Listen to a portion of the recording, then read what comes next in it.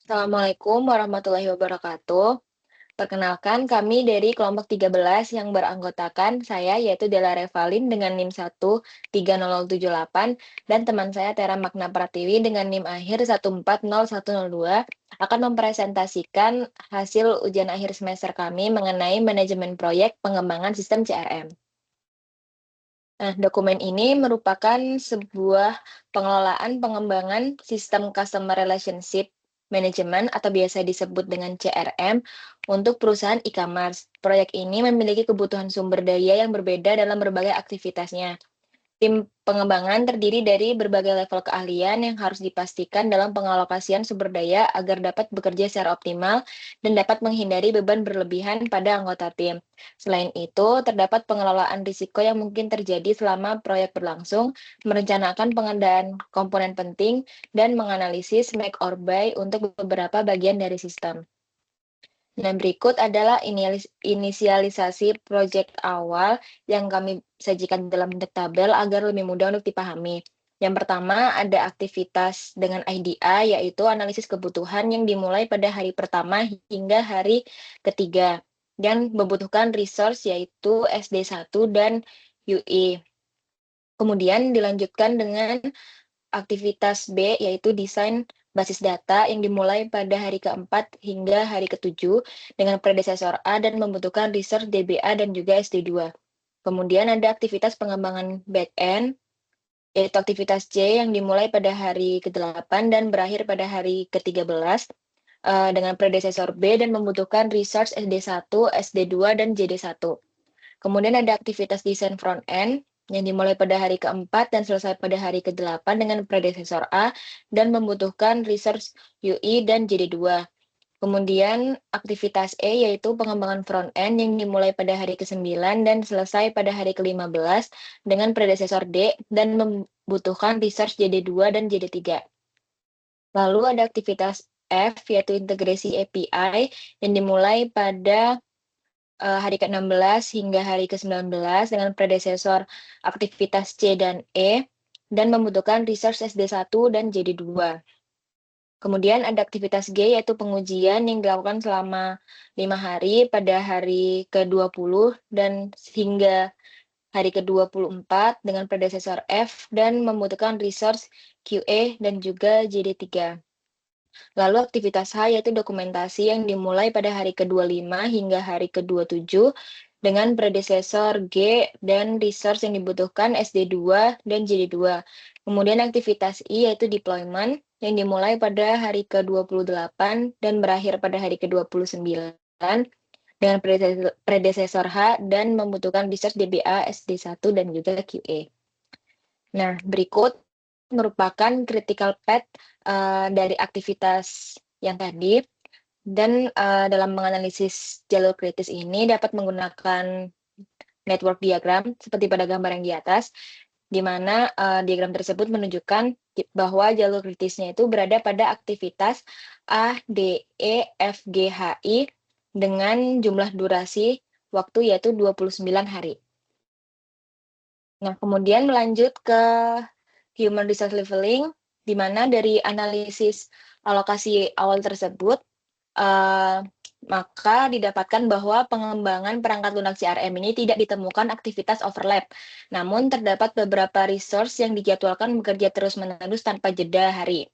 Nah, hal ini terjadi pada resource UI, JD2, SD1, dan juga SD2. Dari keempat resource tersebut, UI dan JD2 mengalami overload karena berada di jalur kritis, sehingga tidak memiliki slack untuk mengatasi keterlambatan atau hambatan. Sehingga kami menentukan strategi penanganannya untuk overload yang terjadi pada resource UI dan JD2 ini dilakukan dengan penyesuaian jadwal menggunakan teknik ending lag time, yaitu pada resource UI dilakukan pemisahan aktivitas A pada hari ke-1 hingga 3 dan D aktif hari ke-4 dan 8 dengan menunda aktivitas D ke hari ke-5 sampai 9. Kemudian resource JD dilakukan pemisahan aktivitas D dan E dengan menunda aktivitas E ke hari ke-11 hingga hari ke-17. Namun, aktivitas D dan E ini termasuk pada jalur kritis, sehingga menyebabkan penambahan durasi total proyek. proyek yang dijadwalkan dapat selesai dalam waktu 29 hari kini bertambah menjadi selesai pada hari ke-31. Nah, setelah menerapkan ending lag time tersebut, maka didapatkan alokasi aktivitas sesuai dengan analisis yang kami terapkan tadi, dan di sini dapat dilihat bahwa proyek ini direncanakan dapat selesai pada hari ke-31, sesuai dengan analisis yang sudah kami lakukan. Nah, selanjutnya akan dijelaskan oleh Tera. Baik, selanjutnya ada manajemen risiko. Yang pertama, identifikasi risiko utamanya. Di sini kita menemukan 3 risiko utama, yaitu yang pertama, ketidaktersediaan SDM, seperti sakit atau cuti mendadak yang dapat menunda aktivitas kritis, yaitu di ADEH, yang menyebabkan keterlambatan proyek tersebut. Kedua, ada perubahan kebijakan klien.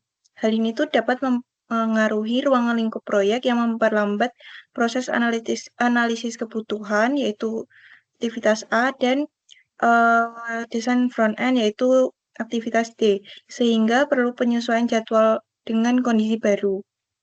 Lalu yang ketiga, terdapat kegagalan infrastruktur seperti kegagalan server atau jaringan yang dapat menghentikan pengembangan back-end, yaitu aktivitas C, integrasi API, aktivitas F, dan deployment, aktivitas I, yang mana hal ini dapat menunda jalur kritis proyek. Selanjutnya ada klasifikasi risikonya. Hal ini yang seperti yang sebelumnya, untuk risiko ketidaktersediaan resource, likelihood-nya berada di 3, dampaknya berada di 5, yang mana hal ini masuk ke kategori ekstrim. Lalu ada perubahan kebijakan klien, likelihood-nya terdapat di 4, dampaknya terdapat di 4 juga, maka masuk ke kategori ekstrim. Lalu kegagalan infrastruktur ini likelihood-nya ada di 3, dampaknya berada di 5, dan juga masuk ke kategori ekstrim. Selanjutnya, rencana mitigasi dari ketiga risiko tersebut. Yang pertama, yang risiko ketidaktersediaan resource. Pencegahannya ini memastikan semua anggota tim tidak ada yang akan melakukan cuti pada masa proyek berlangsung. Nah, lalu kontingensinya adalah mengalihkan tugas ke anggota cadangan sementara. Lalu risiko untuk perubahan kebijakan klien itu melakukan dokumentasi persyaratan awal dengan tanda tangan klien beserta fleksibilitas dalam kontraknya. Lalu juga melakukan komunikasi rutin terkait progres proyek agar tidak terjadi miskomunikasi. Lalu kontingensinya itu menyisihkan waktu cadangan untuk menyesuaikan jika terjadi perubahan. Lalu risiko kegagalan infrastruktur, pencegahannya melakukan pemeliharaan rutin server dan membackup data harian. Lalu kontingensinya siapkan infrastruktur cadangan atau cloud dan tim pemulihan cepat. Next. Selanjutnya ada tabel risiko. Di sini untuk tabel risiko itu ketidaktersediaan resource itu pada jadwal penundaan 3-7 hari di jalur kritis ADEHI. Lalu pada anggarannya biaya tenaga kerja tambahan untuk cadangan atau lembur. Dan untuk pada keberhasilan proyek ini itu mengganggu ketepatan waktu pengiriman deliverable kritis. Lalu untuk perubahan kebijakan klien ini dampaknya kalau di jadwal itu penundaan 3-5 hari untuk analisis ulang dan penyusunan desain. Lalu untuk dampak di anggaran itu biaya tambahan untuk analisis ulang dan revisi. Terus untuk keberhasilan proyek ini dampaknya itu mempengaruhi kesesuaian proyek dengan kebutuhan klien. Lalu untuk risiko kegagalan infrastruktur, dampaknya pada jadwal itu memberhentikan aktivitas C, F, dan I yang merupakan jalur kritis, menyebabkan kemunduran jadwal proyek. Lalu dampak pada anggarannya itu penambahan biaya untuk pemulihan dan gaji tambahan waktu kerjanya. Lalu dampak pada keberhasilan proyeknya ini, jika data tidak tidak dapat dipulihkan, maka mengakibatkan pengerjaan ulang pada aktivitas seperti C dan F yang mengancam fungsionalitas CRM tersebut. Next. Selanjutnya akan dilanjutkan oleh teman saya, Reva. Baik, selanjutnya merupakan make by analysis. Yang pertama yaitu ada identifikasi komponen. Untuk keperluan proyek pengembangan CRM ini akan dianalisis kebutuhan untuk salah satu komponen perangkat keras yang diperlukan yaitu server hosting. Server ini digunakan untuk hosting back-end, integrasi API, testing, dan juga deployment. Berikut ini adalah pertimbangan untuk membangun server lokal menggunakan hardware internal atau membeli server yang siap pakai dari vendor terpercaya.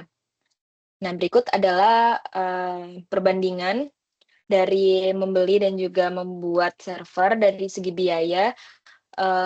Saat membuat server itu diperkirakan akan menelan biaya sebesar 50 juta rupiah, sedangkan ketika menyewa server itu diperkirakan biayanya 60 juta rupiah dengan waktu membuat selama 20 hari dan membeli selama 5 hari. Dan ketersediaan resource-nya yaitu untuk membuat memerlukan resource tambahan untuk admin dan juga teknisi, sedangkan saat membeli tidak memerlukan resource tambahan. Dan untuk keamanan server sendiri, untuk server yang dibuat sendiri itu memiliki kontrol penuh, sedangkan yang server menyewa itu dilindungi enkripsi dan juga compliance dari vendor. Dan skalabilitas membuat sendiri itu kita memerlukan tambahan hardware, sedangkan saat membeli itu tidak memerlukan, yaitu hanya perlu dengan scale up atau down melalui klik.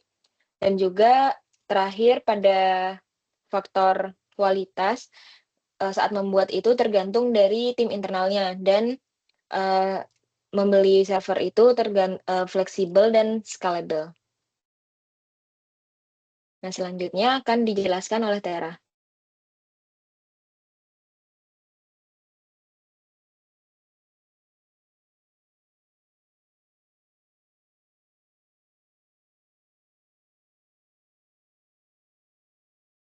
Baik, selanjutnya ada analisis kelebihan dan kekurangan make or buy. Nah, di sini untuk kelebihan dari make, kita dapat mengontrol penuh atas spesifikasi server yang memungkinkan penyesuaian optimal untuk CRM dan kepemilikan jangka panjang untuk proyek lainnya di kemudian hari. Lalu untuk kekurangan dari Mac sendiri itu, waktu produksi itu bisa mencapai 20 hari, menunda deployment, serta memerlukan admin atau teknisi internal dan skalabilitas terbatas. Nah, lalu untuk kelebihan dari Pi, di sini deployment-nya tuh bisa lebih cepat dalam 5 hari, skalabilitasnya juga lebih mudah, keamanannya juga terjamin, dan tidak memerlukan sumber daya internal. Lalu untuk kekurangannya, fleksibilitas ini terbatas karena spesifikasinya standar, lalu ketergantungan pada vendor, dan potensi biaya jangka panjang juga. Selanjutnya ada keputusan akhir. Jadi berdasarkan yang sebelumnya ini, penyewaan cloud server atau buy adalah pilihan terbaik untuk proyek CRM karena menawarkan deployment cepat dalam 5 hari, lalu biaya awal rendah tanpa investasi hardware, dan skalabilitas tinggi sesuai kebutuhan. Opsi ini juga menghindari keterlambatan jalur kritis, membebaskan sumber daya internal, serta menjamin keandalan melalui pemeliharaan, keamanan, dan backup oleh penyedia layanan, sehingga menjadikannya solusi efisien, hemat biaya, dan praktis untuk proyek jangka pendek.